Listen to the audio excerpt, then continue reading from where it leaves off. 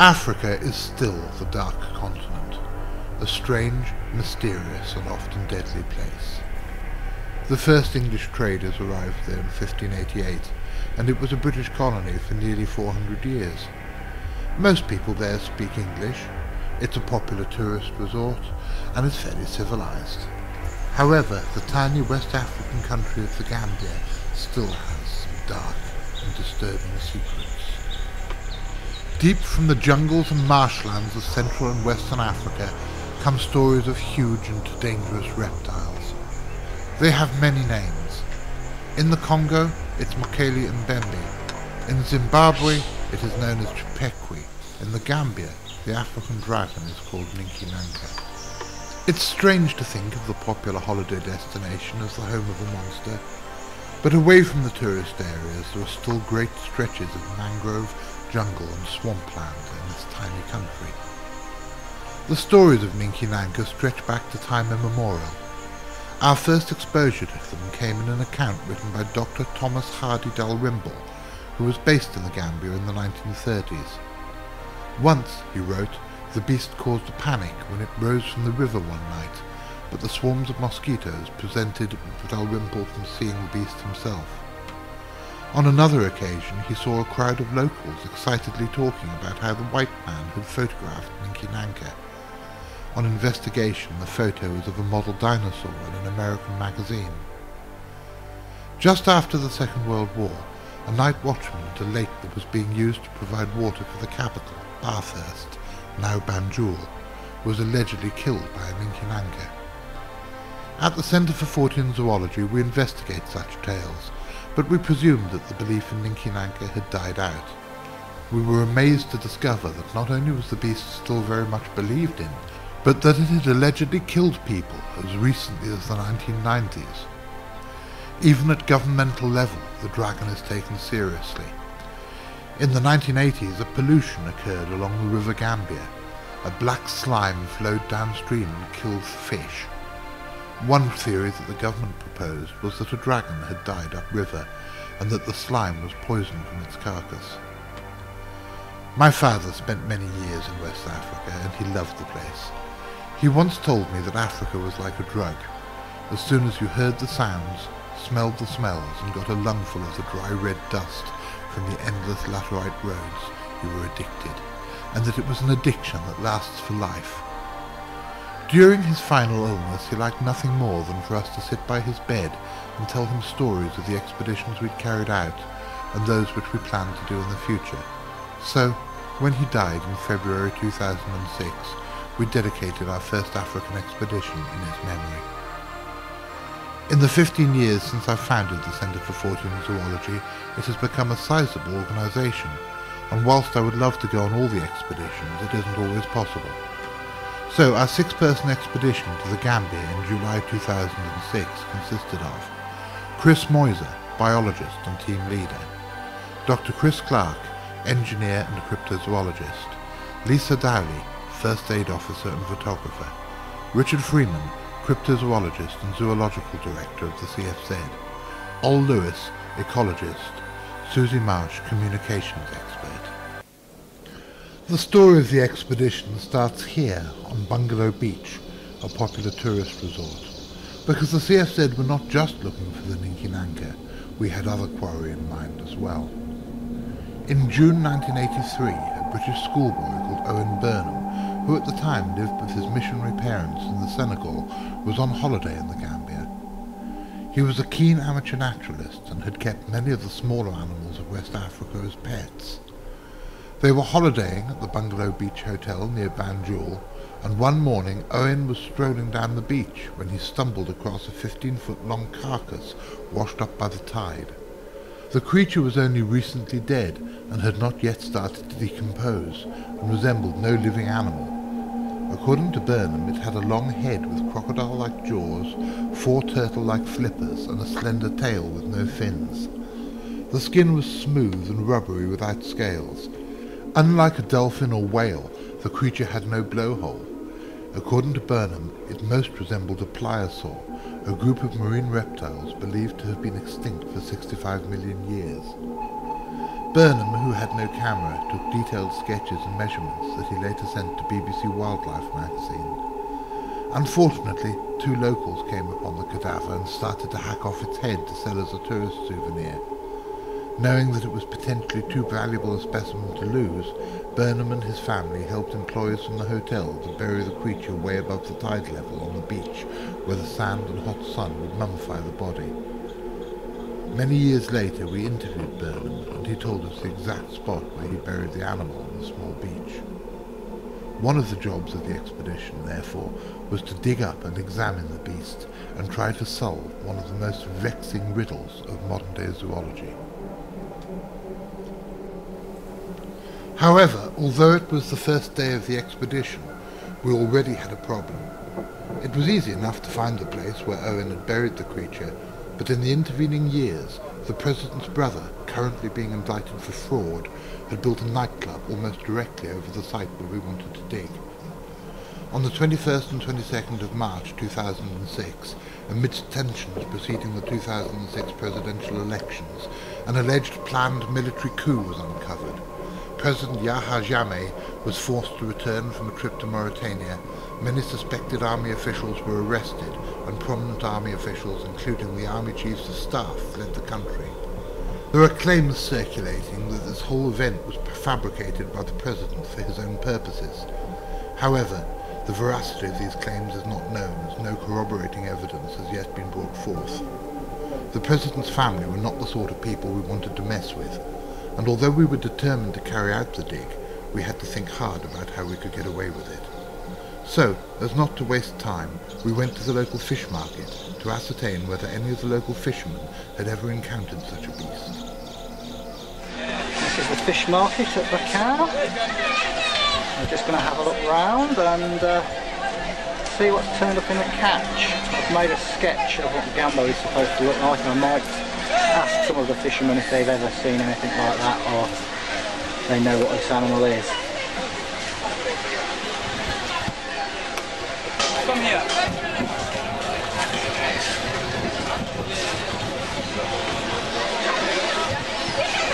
Hello.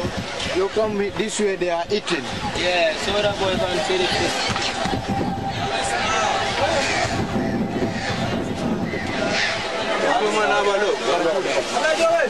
This is Barracuda, yeah. Big one. Huge barracuda. Come on, over, take picture. You can take picture, feel free. Pufferfish there as well. Yeah, that's butterfish. This one. This one is the butterfish. You see the teeth? Yeah. We have other one, big ones, which is bigger than this, about 7 kilos. These barracudas, we catch them with fishing line. Fishing line, not net. And we do sell it to the hotels and the restaurants. Basically, what I'm interested in is, have you ever seen an animal like this? About 15 feet long? 15, we have it about 17 feet long.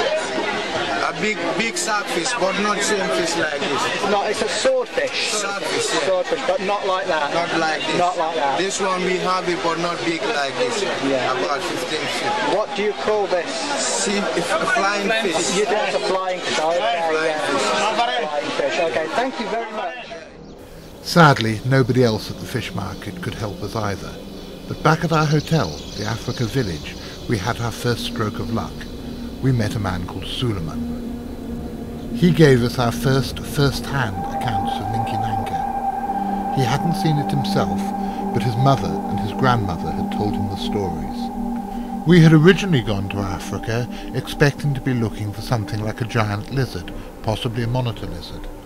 But Suleiman and the other witnesses we spoke to soon put us right. The Ninki-Nanka, he told us, was more like a giant snake. However, one of the things he told us disturbed us greatly.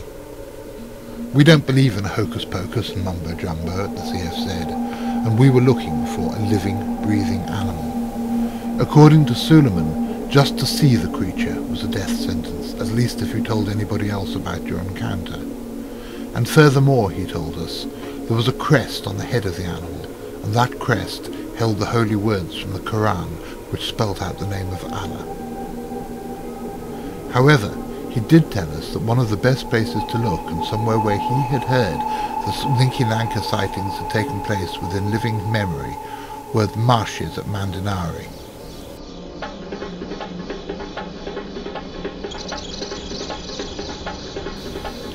So the team went to Mandinari. These swamps are some of the most dangerous terrain in Africa, full of quicksands which can suck you down and kill you in minutes, poisonous snakes and crocodiles. Deep in the swamps we found our next witness, and he had a chilling tale to tell. Ninki-Nanka, yes. Ninki-Nanka is a big animal. Yeah. He's living around sea. He spend every all day and night at the sea. Yeah. Yes. Do you know what it looks like? Yes, it's big animal, but it has a distinct mirrors. Yeah. Mirrors around his bodies. Have you ever seen Ninki-Nanka? Me, no, but always my grandmother used to tell me about it.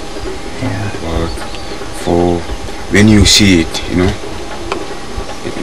there is something at the head. If you don't, you have to read it first. If you don't read it, for me, there will be something here. Yeah. He also will see it, when he read it first before I read his own, Yeah. I will die. So, once again, Ninki-Nanka was described to us as a purely supernatural creature. However, back at Bungalow Beach, things were looking up. We met a man called Baka Samba, who ran a little jeweler's store, where he sold, amongst other things, little silver figurines of Ninki-Nanka. He had an interesting story to tell, both about the Beast of Bungalow Beach and of Ninki-Nanka, but this time he described it as a very living, breathing creature. I have one of my uncle, but now he's not in life now. No. He see Ninki-Nanka before. Did it upset him when he saw it? Yeah, sometimes he says something about Ninki-Nanka. Yeah. But it's dangerous. Yeah. They're dangerous animal. Was he ill after he saw it? Yeah. Or was that having seen it, or was it because it attacked him? He see, he never touched it. He never touched it? Yeah, he never touched it. Just seeing it harmed him. Yeah. What did he say it looked like? Oh, it's horrible. Big, very big. Yeah. It's big. And then, I can explain to you because I never see, but my own uncle, they see. And they say about some Ninki-Nanka. It's dangerous. When was this that he saw it? When did he see it? It's long time. It's not alive now, my uncle said. It's not alive now. Whereabouts in Gambia was it he saw Ninki? Yeah, it's a Gambia. Whereabouts in the Gambia? Right now, at the moment, Yeah. I don't have idea. Where your uncle? Where did he see it? They see in Gambia, in the river. In the river. Upper River Division? What about this? Upper River Division, yeah. Long time. So somewhere near Passa, maybe? Not sure. No. He never drew for you what it looked like, drew a picture of what it looked like, or told you what it looked No, like. they just explain to me, the legs like this, the head like this, the tails, but he never draw it. He just explain to me how look. He said what it looked like. Yeah, the mouth huge. It's like fire, the mouth. Inside the mouth? Inside the mouth, red. It was red. The fire inside the mouth. Yeah. It's dangerous animal. And what did the head and the neck? The head, oh, it's horrible head. I cannot explain to you what the head look like. But my uncle, he see. Yeah. He see. But my uncle, he's a hunter man. Yeah. He's a hunter man. He's a dangerous man. Yeah. Hunter men were going to be the ones that would see it. Yeah. He's a hunter man. But he tell me Ninki-Nanka is dangerous animal. What did he normally hunt? Pushbuck? Pushback. Yeah. And monkeys ever? Monkeys Yeah. and bush pig. Bush pig? Yeah. Like that. Do you eat bush pig? Hmm? Do you eat bush pig? Oh, never. No. Never in my You're a life. good Islamic man. Sorry, I didn't mean to be rude. I never eat. What's your name, by the way? Your name? My name? Yeah. Baka. Baka. Nice to meet you. I'm Richard. You're Richard. Richard. My family name. Yeah. Samba. Baka Samba. That's right. I'm Baka Samba. Well, thank you very much for the information. You're welcome, Mr. Richard. Thank you. Sometime it be one. 1 minute. Yes.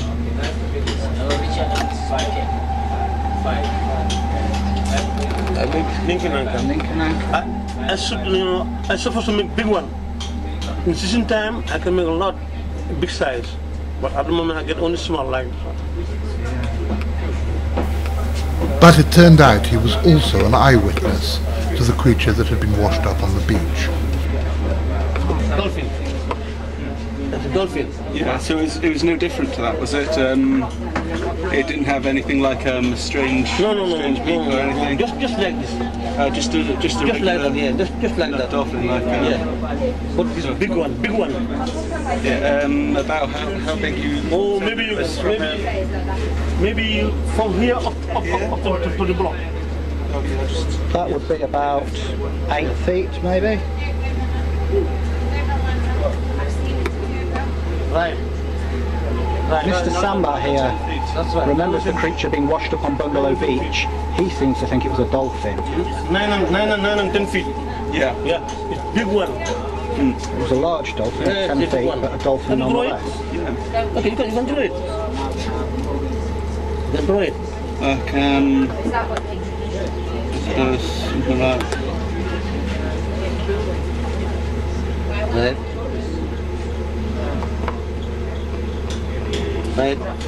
That and then the tail. The tail, yeah. That's the tail, yeah, right, that's the tail. Was there any different to that sort of tail? Exactly, you get it. Yeah. You get it, you get it. Did it have a fin on its back? No, or? no. No fin on its back? No. Okay. When it was washed up, was it all intact, or had animals got to it, or someone I think he was cut sick. it up or He anything? was sick inside the sea. Oh yeah. And then he come down, and some white people don't want to take back inside the sea, but he cannot do it. Well, he's sick. Yeah. Big one. So it vomited out. Yeah. Yeah. That's interesting to know. Is this the same thing as Gambia? That's the $64,000 question. It could well be. But things aren't always as straightforward as they may seem. Was the incident that Bakasamba witnessed the same one that Owen Burnham had seen so many years before? Or was it just supportive evidence that indeed strange creatures from the sea do get washed up on Bungalow Beach? Something else of interest was that Bakasamba's description of the animal had a dolphin without a dorsal fin. Were we talking about a creature that had been injured at sea? Or could it possibly be something more interesting? An unknown species of finless dolphin. Such things do exist, but not usually off the waters of West Africa. It was time to go into the interior of the country. Travelling in the back of a truck along the long red laterite roads that my father had loved so well, the team heard the story of an incident which had supposedly happened as recently as 2002. According to native lore, the Ninki-Nankas move around when it rains and leave huge furrows in the earth. A truck had been driving along the road in a rainstorm, a driver and one passenger. Apparently they'd hit one of these huge furrows made recently by a Ninki-Nanka. The truck crashed and both of them died. However, the truck and the furrow were still there. We went to investigate. Late night, then it was a heavy rain. Then when he crossed the path, then it happens to be a bridge, make a cut of the road. Then unfortunately there was the truck over there, then we can just walk over and see how the way.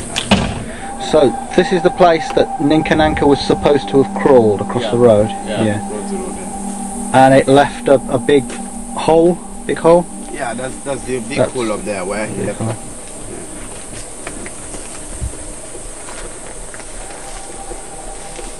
And the bridge was built because of the hole that Ninki-Nanka... Because of the hole of the...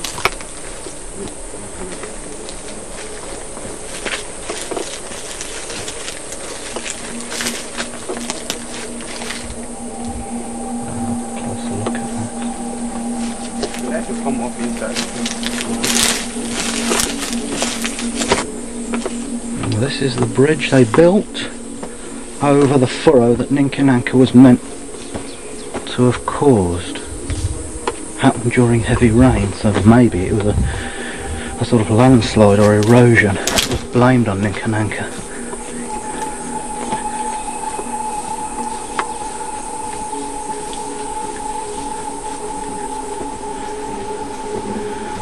see an animal, however big, making a furrow this deep. I think it was some sort of flood, and it was blamed on Ninki-Nanka.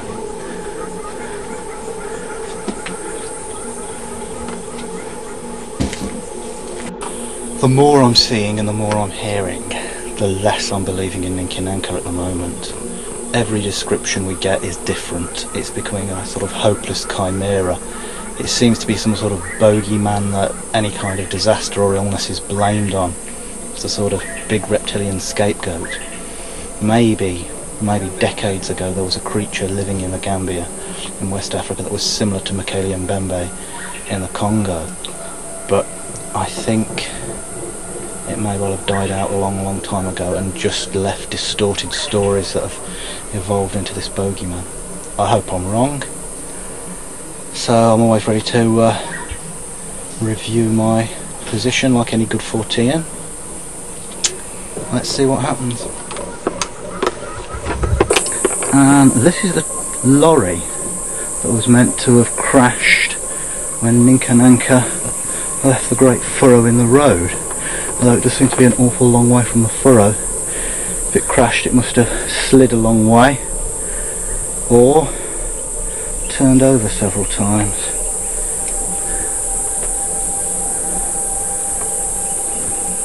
Also, it looks very rusty, considering it's only been here since 2001 to 2003. But then again, I don't know how badly metal rusts in this climate.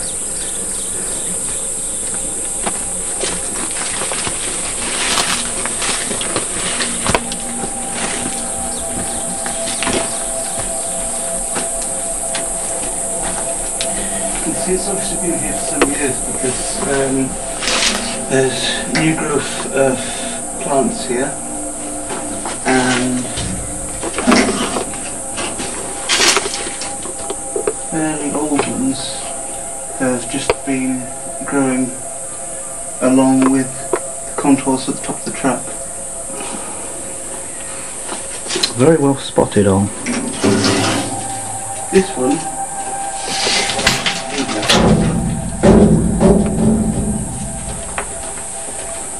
there's not a lot about this story that adds up, to be frank. it is a very long way from where the Ninki-Nanka was supposed to have come off the. That's what I just said as well. Yeah.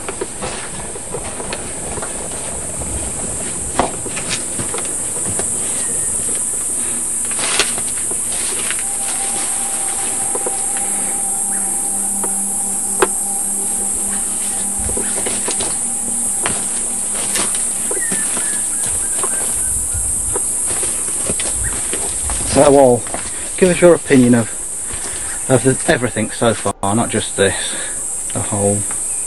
Well, it's been very nice to actually come out here and find out about the Ninki-Nanka and about Gambo firsthand. However, so far, all I've seen about the Ninki-Nanka has been friend of a friend tales, and it seems quite folkloric.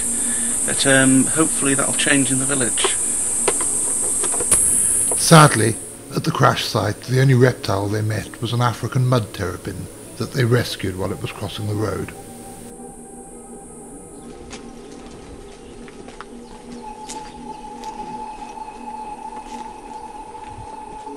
At Kiang West National Park, the team trekked deep into the bush, where their guide, Bakary, told them more about the native belief in Ninki-Nanka.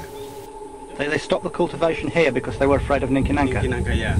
So once again we're presented with the concept of the Ninki-Nanka as the great African fear icon. The natives had even, apparently, abandoned their village and their cultivation for it. There's no shortage of reptiles in the area. We filmed this monitor lizard swimming out of the lake and disappearing into the undergrowth. We filmed baby crocodiles, and we filmed many other lizards and snakes. But could there be room at the top of the food chain for an immense predator, an uber predator, a living dragon? It was our job to find out. The Gambian people have a strange attitude to crocodiles. They are quite unsurprisingly afraid of them, because they are, after all, a voracious predator. but they also worship them. The team went to a sacred crocodile pool to find out more about this complex relationship. Yeah, it's a crocodile place. In the Gambia we have 3 crocodile places. Only in Bakau and in Nyomi Berandi. Yeah, it's Kata. These crocodiles, nobody bring them here. At the sacred crocodile pool, they told us some of the many traditions that exist there. Apparently, if a barren woman wishes to conceive, she has to go and swim with the crocodiles. Also, if a wrestler wants to make sure that he's going to win his bout, he goes to swim with the crocodiles, believing that the strength from these mighty animals will somehow flow into his own body. Deep in the waters, there is supposedly a large white crocodile, a particularly sacred animal. Sadly, we didn't see him, but we saw a number of smaller ones. These crocodiles had not been brought to the pool for magical purposes. It was a natural habitat where they had always existed, and where the local people went to venerate these mighty reptiles. Here, too, we heard stories of the Ninki-Nanka. We to see about to see that dragon. Yeah. It's not rare, it's very rare. It's very rare in this place. Yeah. And that one, when you see it, you dare not go and tell everybody that you have seen that thing. Once you see it, make sure that your friend don't see it. He don't know about it. Understand? I mean, for the Ninki-Nanka, it's not easy for you to see it with your naked eyes. Once you can tell your friend that you have seen that thing, the next day you will die. Before it changes to be a Ninki-Nanka, it was a snake. It's a snake. And it changes. Yes. Yeah. What does it look like when it becomes Ninki-Nanka? It's a big snake called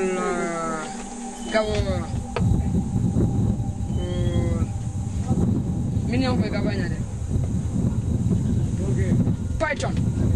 It's a python, yeah. It's a python. Yeah. When it's a big python, then he go to the sea, and after it changes to be a dragon. Bizarrely, we'd heard exactly the same story before, half a world away on the Indonesian island of Sumatra. During our second trip to Sumatra in 2004, we'd been told that the reticulated python sometimes grows very large, swims out to sea and comes back as a crested dragon. Somehow these stories seem to resonate across the world. Could there be some bizarre human race memory of such things? Why do the same stories occur in such wildly different cultures? This is something we would dearly love to find out. Our new friend told us that a song about the Ninki-Nanka was traditionally sung after male circumcision. After the circumcision ceremony, males do not bathe for a month, after which time they go down to the river to wash and sing the Ninki-Nanka song. That means Ninki-Nanka is having a fun, but he never do this to people. You know Balata Mosiola.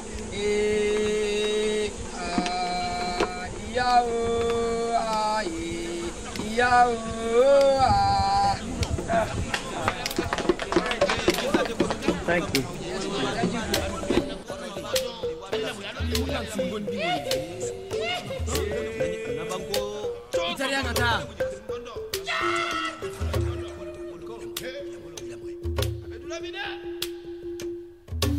With the Ninki-Nanka song resonating in our heads, we travelled to Kiang West National Park, where we filmed the local wildlife and eventually met up with our first real eyewitness.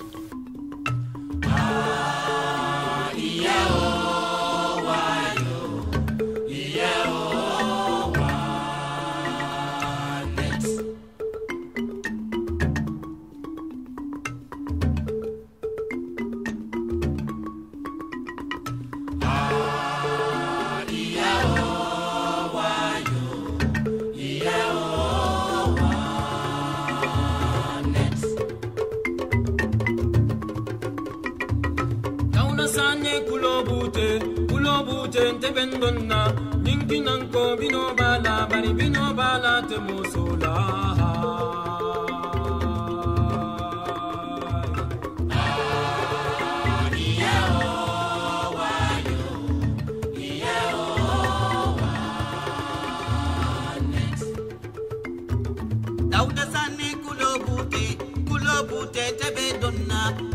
Ninki-Nanka bino bala, bari bino bala te musola.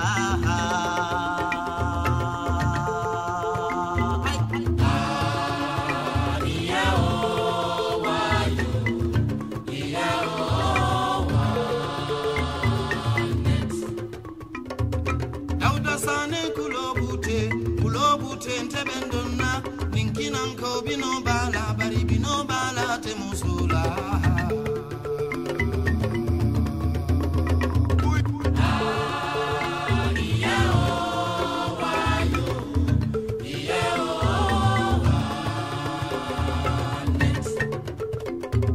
Dauda sane kulobute tebendona Ninki-Nanka bino bala bari bino bala te musula.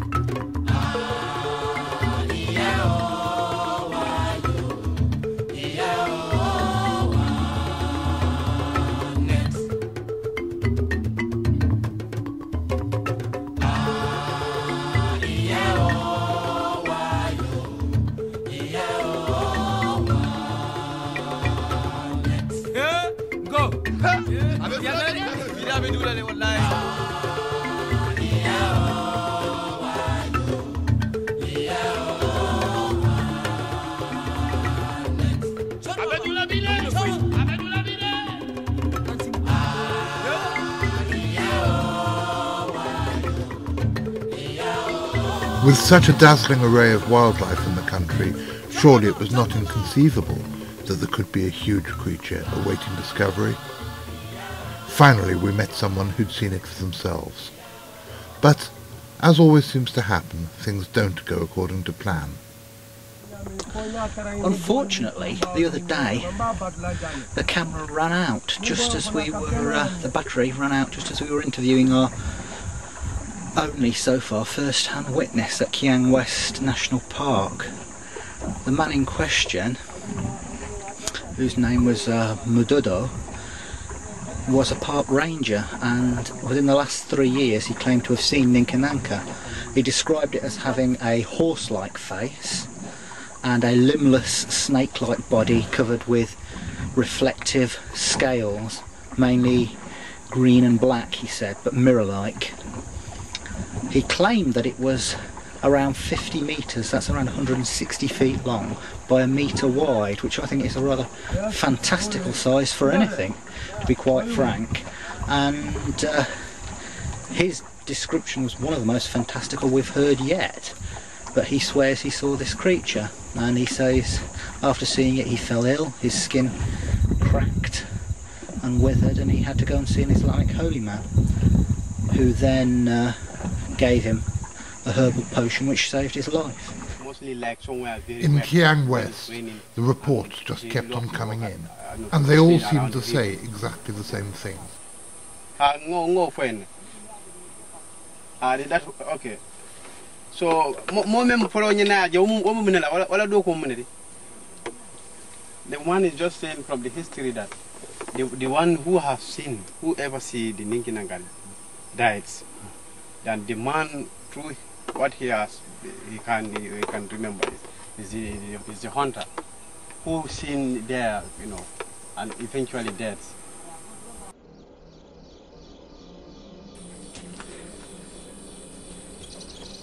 Our guide told us that deep in the park, a place where the natives are scared to go, there was once a village. But after the appearance of the Ninki-Nanka, the village was deserted. We set off to find it.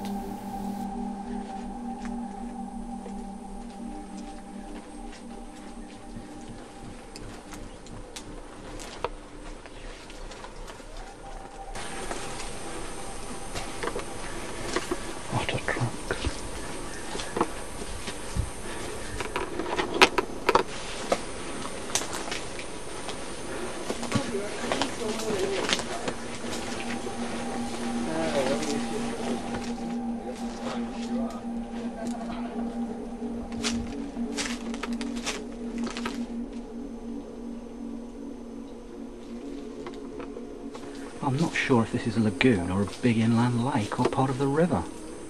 I think it might be part of the river. How salty the water is, I'm not sure. Chris, what do you think? Is this part of the river or an inland lake or part of the coast? I'll look up the coordinates on Google Earth to see what it actually is. Yeah.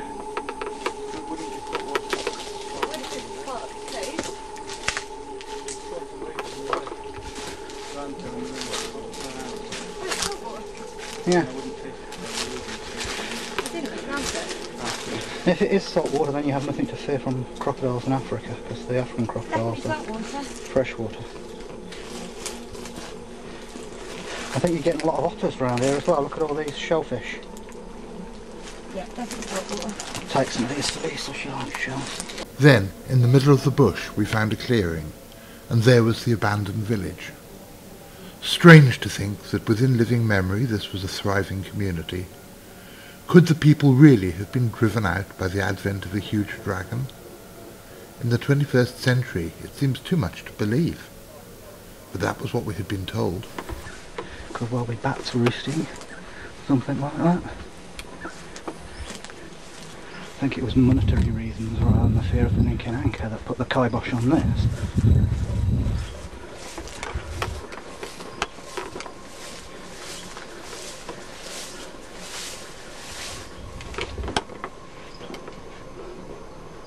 No bats that I can see, not much of anything. Very damn small and cramped to stay in here.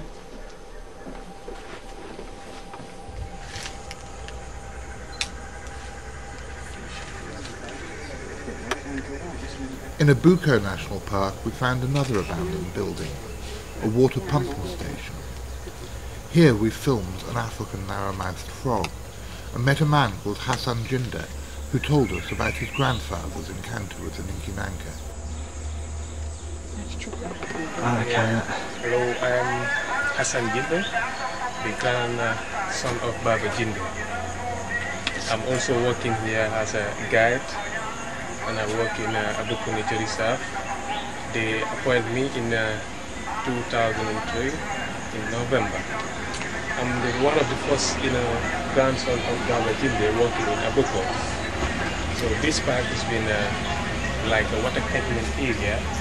And back in the 1940s, the area that is now Abuko National Park was used to provide water to Bathurst, now Banjul.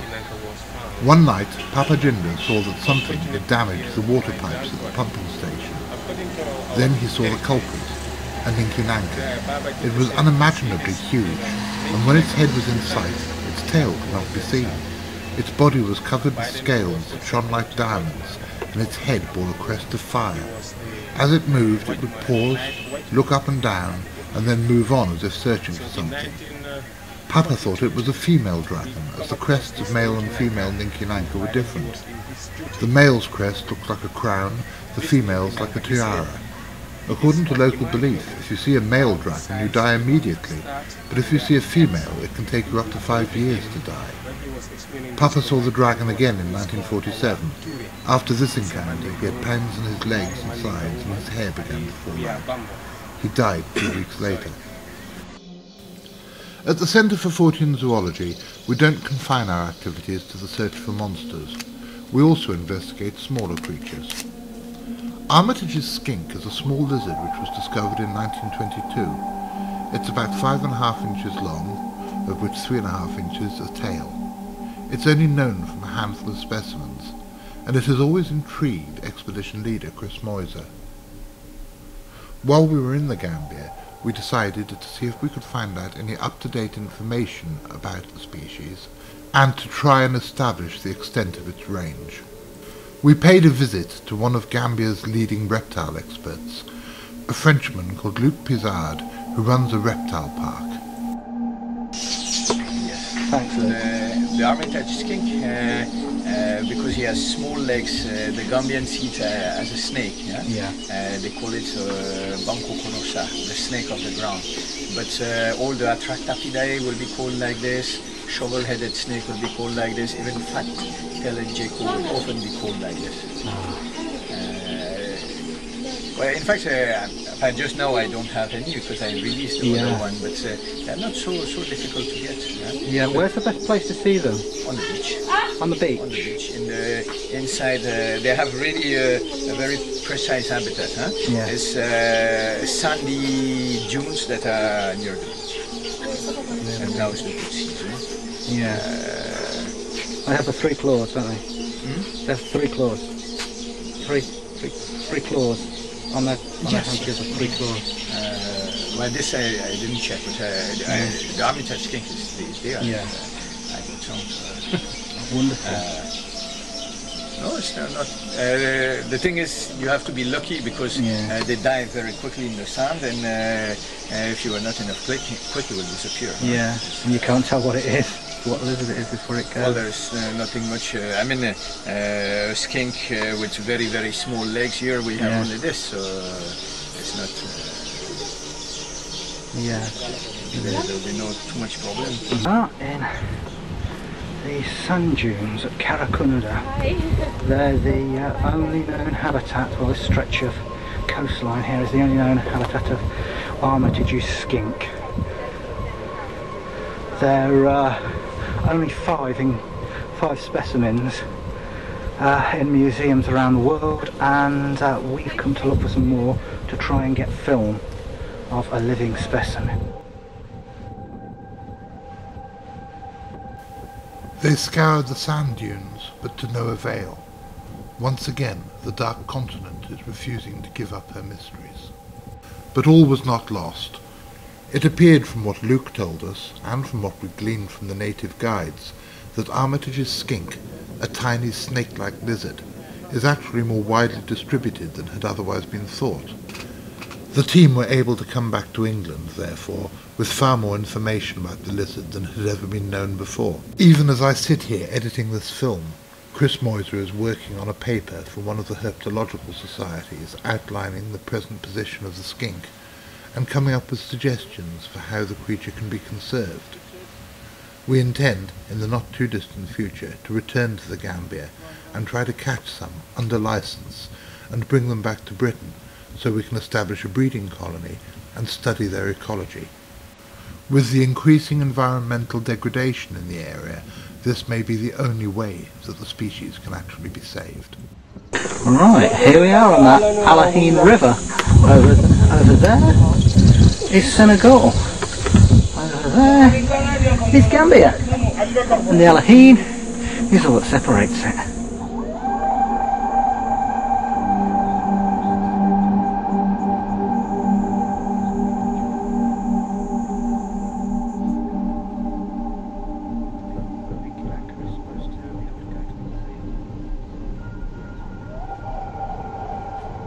The Alahine is the great river which separates Senegal from the Gambia. These marshes are all salt water, so sadly for Richard there weren't any crocodiles. However, Ninki-Nanka is said to be able to go into salt water, so the reports of Ninki-Nanka sightings along this river might just be true.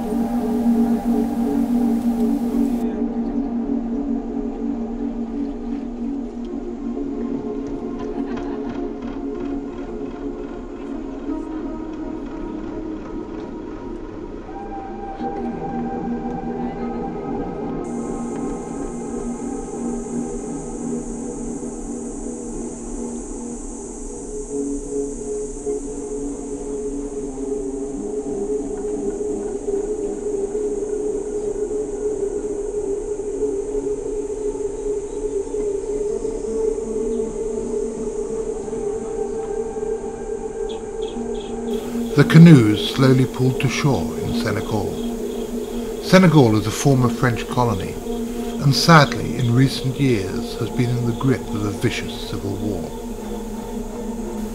But there were even more Ninki-Nanka reports from Senegal, so the team decided that it was worth the risk, and went ashore to look for new witnesses.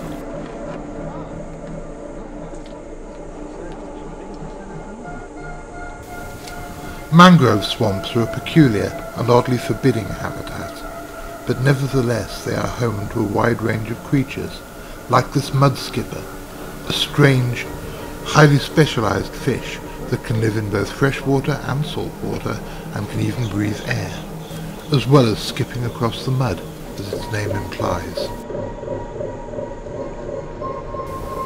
A hermit crab trundled across the mud like a toy car powered by clockwork.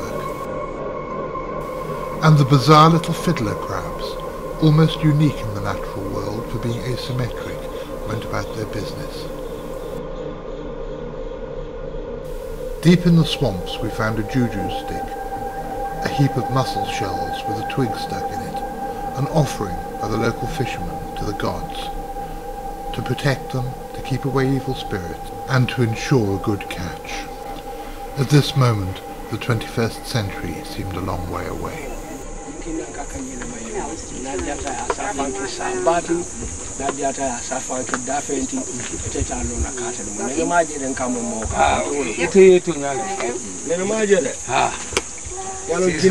He said he never see it.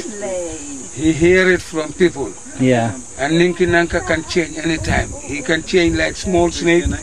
He can change like big snake. He can change different things. But he never see it. He never know where he is. The other man who took us, has he ever seen Ninki-Nanka? It seemed, from what they told us, that the Ninki-Nanka sightings had all taken place many years before. However, they insisted, if we were to go up the river, if we were to go into Guinea, or possibly Mali, we would have a much better chance of catching the creature. However, on this expedition at least, that was something we just simply couldn't afford to do. Back in Gambia, the quest continues, but time was beginning to run out. Soon, the team would have to return back to England. Well, no Ninki-Nanka. The nearest we saw, well, all saw, was a monitor lizard. I think maybe here Ninki-Nanka might have been a way of scaring people away so they didn't get malaria. Hyena.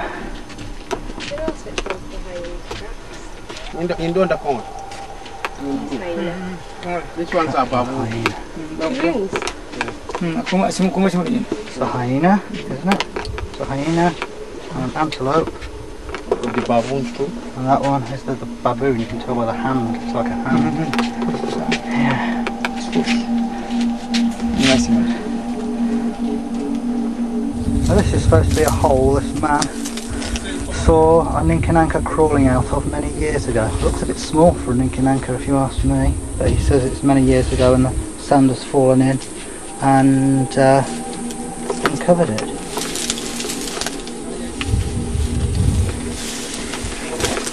Yeah, my name is Musa Jata, but they call me Pa. Yeah. Yeah. And you're a guide here? Yeah, I'm a trained guide. Yeah. The reserve here, the nature reserve. Yeah, I'm a bird specialist, but I know all the trees and all the animals in the reserve here. And this reserve was officially opened in 1968, championed by a British man called Eddie Brewer, is the founder of wildlife conservation. But before, the pool here was formerly used as a water catchment area since 1916, sort of a pumping station that supplies water to the greater Banjul area. Yeah. But in that period, people were saying there was a Ninki-Nanka here in this pool, at the bamboo pool. You can see the bamboo tree over there. Yeah, there's a Ninki-Nanka in there. And we lost many white men who used to sleep here. One man called Baba Jinde. Baba Jinde, he was a white man who sleeps in that machine there, who take care of the machine. He once saw the Ninki-Nanka, then he died, you know. Did the Ninki-Nanka actually kill him, or did he die after seeing it? After seeing it, you know. You know, Ninki-Nanka is like that, you know. Whenever you see the Ninki-Nanka, don't mind you lose your life. Yeah. What is Ninki-Nanka supposed to look like? It's like a big python. You understand? Yeah. But it's bigger than a python. It's very big, and the head is very, you know, it's very big. Exactly, like how you see it in documentaries or in books. You know, people think it's like that, but it's big. It can swallow a full cow. You know? Yeah. Does it have legs? Yeah, it has 4 legs. You know, and a big long tail. You know. Yeah. And I heard a story that in the early 20th century, before World War I, Yeah. that Ninki-Nanka was supposed to have killed a person here as well. Yeah, yeah. And what do you think Ninki-Nanka is? Do you think it's a real animal or just stories? No, it's a real animal. It's a Yeah. real animal. It's like a devil. Yeah. Thing, yeah. It's like a devil. Yeah. It's a devil. So you say Ninki-Nanka is supposed to have wings? Like, Yeah, it has wings, you know. Yeah. Are they like a bird's wings or like a bat's wings? Like bat's wings, you Yeah. know, and also it blows fire. Yeah. It can blow fire on From its mouth? Yeah, from its mouth. And it can swallow a whole cow. A whole cow? At once, yeah. Yeah. Yeah. How big is it? Do you know how long? How many feet long? It's very big. Just people just focus, you know, about Yeah. the size of it, you know. Actually, we don't know exact the size of a Ninki-Nanka. Yeah. You know. Well, this is the pool where the Ninki-Nanka is supposed to have lived. It looks a little dry at the minute, a little low on water, maybe some sort of drought.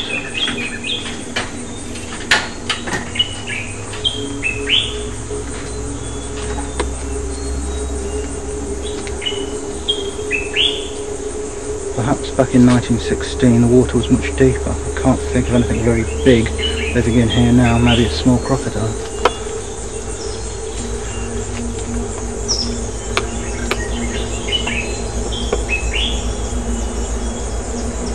And the Ninki-Nanka, we didn't see it. I say, okay, when you don't mind. Despite our park ranger friend insisting that Ninki-Nanka was a real animal, it was becoming increasingly obvious that the Gambian people had imbued this creature with so many supernatural powers that the real animal, if there ever was a real animal, had become overtaken by myth. This witness claimed that his grandfather had the magical powers to be able to summon up Ninki-Nanka, but unfortunately for us he was away on a trip to Guinea, although the witness offered to take us up there, at our expense of course, to meet him. Have you seen Ninki-Nanka? No, I never see it because of when you don't have that that knowledge. I don't think whether you can see it or not. Yeah. Because me, I cannot tell you lie whether I see it or not. Yeah. I never see it because my grandfather have it. I never see it. Yeah. So your grandfather saw it? Yes, my grandfather. What did he describe it as looking like? What did it look like? You know, I have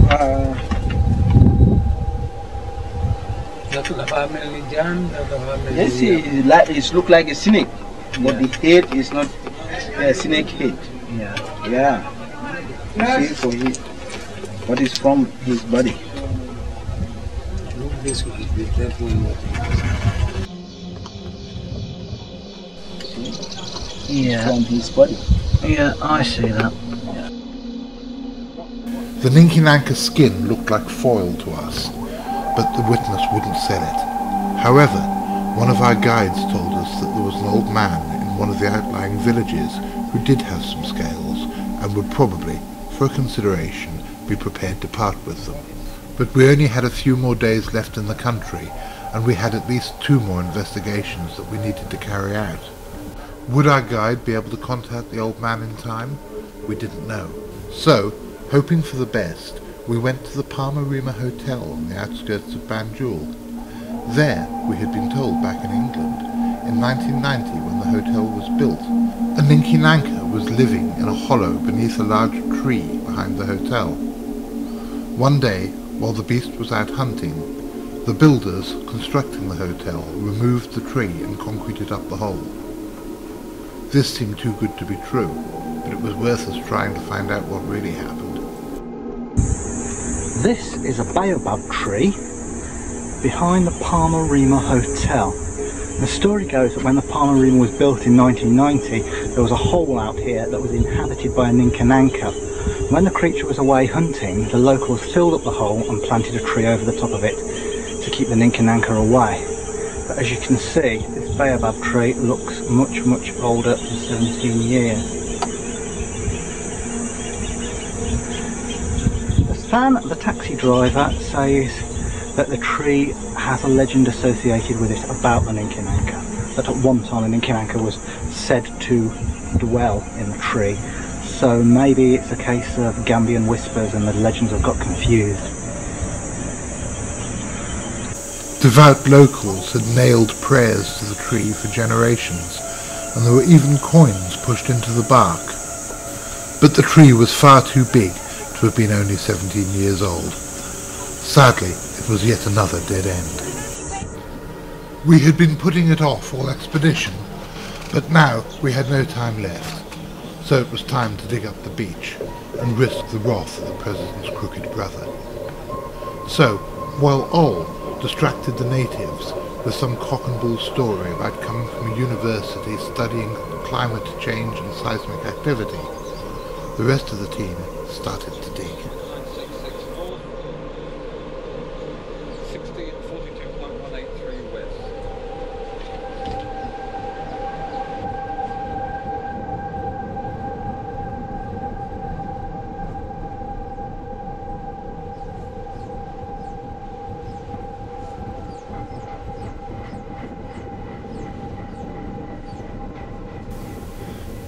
To the great amusement of the locals, who probably reflected that although mad dogs and Englishmen are said to go out in the midday sun, it's only Englishmen who are crazy enough to dig holes in the noonday heat in the middle of the tropics.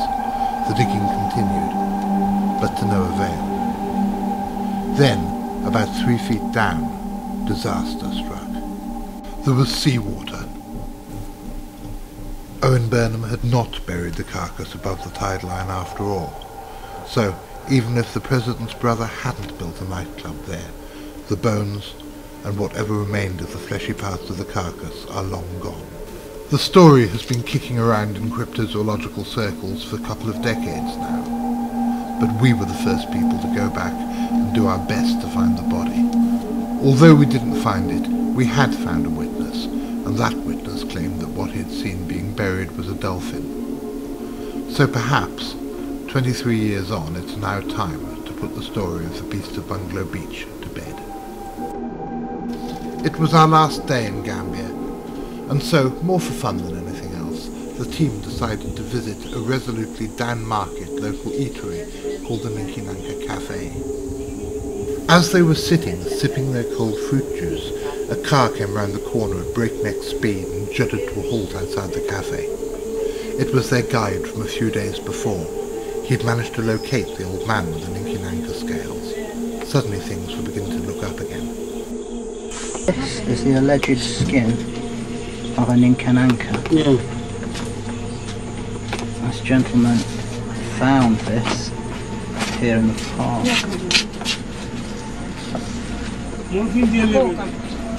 Yeah.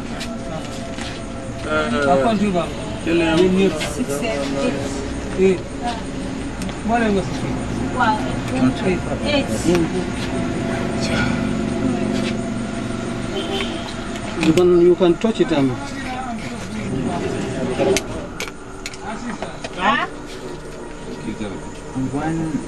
when did he find this?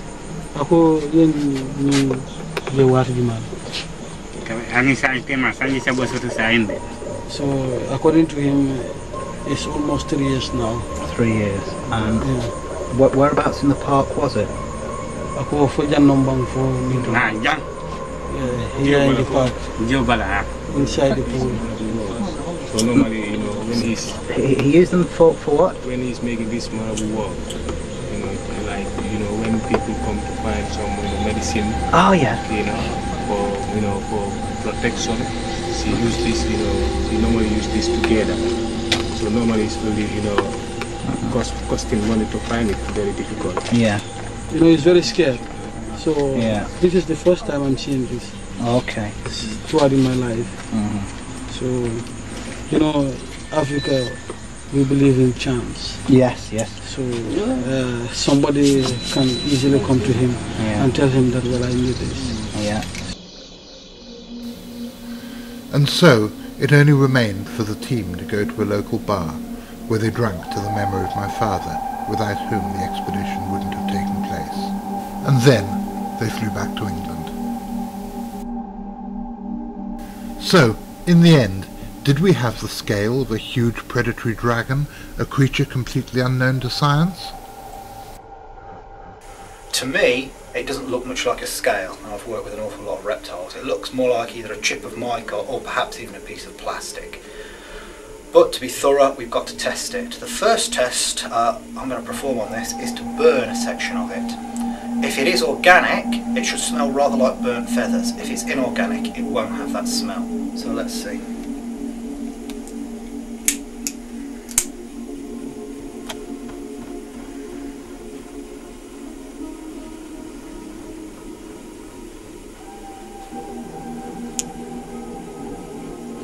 No detectable odour, and it's not burning very well either. Which means it could be mineral. It does look very, very mineral to me, and it's behaving like a mineral. It's not melting like plastic, and it's not burning like an organic substance such as scale or feather. No detectable odour whatsoever. And very little damage actually done to the alleged scale. I would guess this is a chip of mica, but my colleague, old Lewis, is going to do another test right now. Okay. In order to determine what kind of mineral this might be, the easiest test we can do to narrow it down is Miller's scale of hardness. Basically, you take several pieces of material. Each has a different hardness.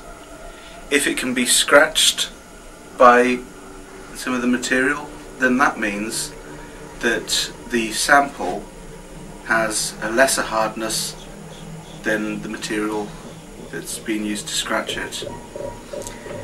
If we start with the weakest material I have, so the less hard one, which is gypsum, we'll see if that makes a scratch onto it.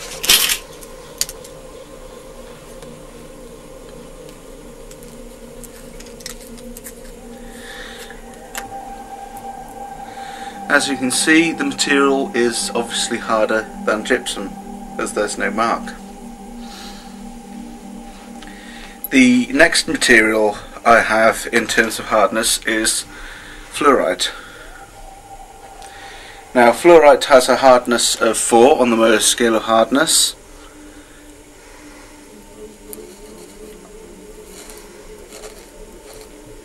And that makes a scratch.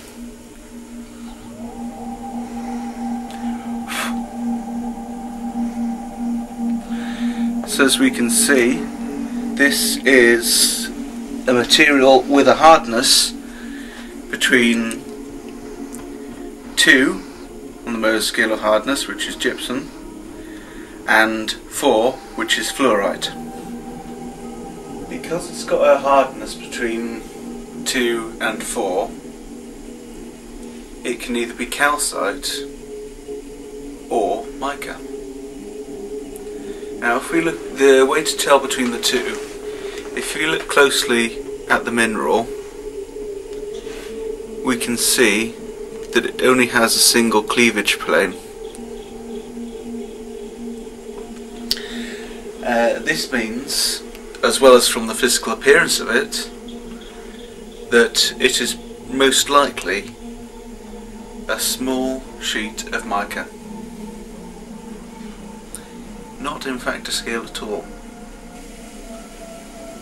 Like to take a look at it, Richard? Mica is found mainly in igneous or volcanic rocks. The geology of the Gambia is mainly sandstone, so it's not something local, it's something that's been brought in from elsewhere. The fellow that gave us this said he found them lying on the forest floor and assumed that they were the scales of the Ninki-Nanka, which is supposed to be covered in mirror-like scales. So to an uneducated person, maybe that's not such a big mistake, but it's certainly not the scale of any kind of reptile or any kind of animal. Like so much about Ninki-Nanka, when it's held up to the light, it evaporates. So, we didn't find a dragon, and the scales turned out not to be scales in the end. But was the expedition a failure? No, I don't think so. Firstly, we laid the story of the Beast of Bungalow Beach to rest for good, whereas Owen Burnham may well have buried something 24 years ago. It's not there now, and there's no chance ever of finding it. Secondly, our results as far as Armitage's skink were concerned are very encouraging. And thirdly, although we didn't catch Ninki-Nanka, we now know a heck of a lot more about it than we did. For example, our original idea that it was analogous to Mbembe, the so-called living dinosaur of the Congo, is completely wrong. Mbembe is probably a giant lizard. Ninki-Nanka, if it exists, is some sort of fabulous snake. Whereas, as far as the Gambia is concerned, at least these days, it is now no more than a myth. We have a sneaking suspicion that somewhere in the interior of West Africa, in Guinea, or in Mali possibly, that Ninki-Nanka, or at least the creature, the real living creature which inspired all the legends, is still alive and well.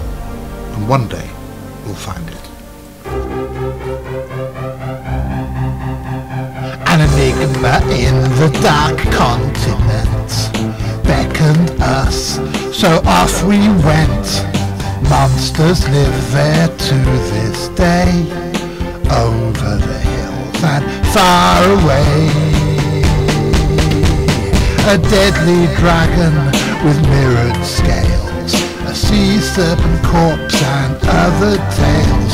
Cryptozoology calls, we must obey, over the hills and far away.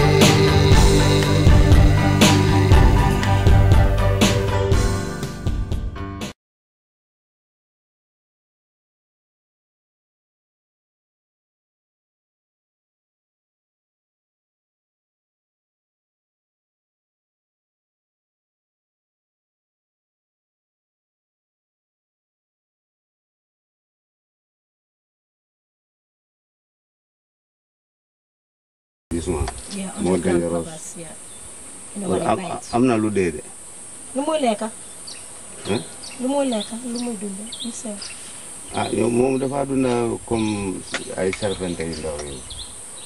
Tabi lo que está diciendo esto?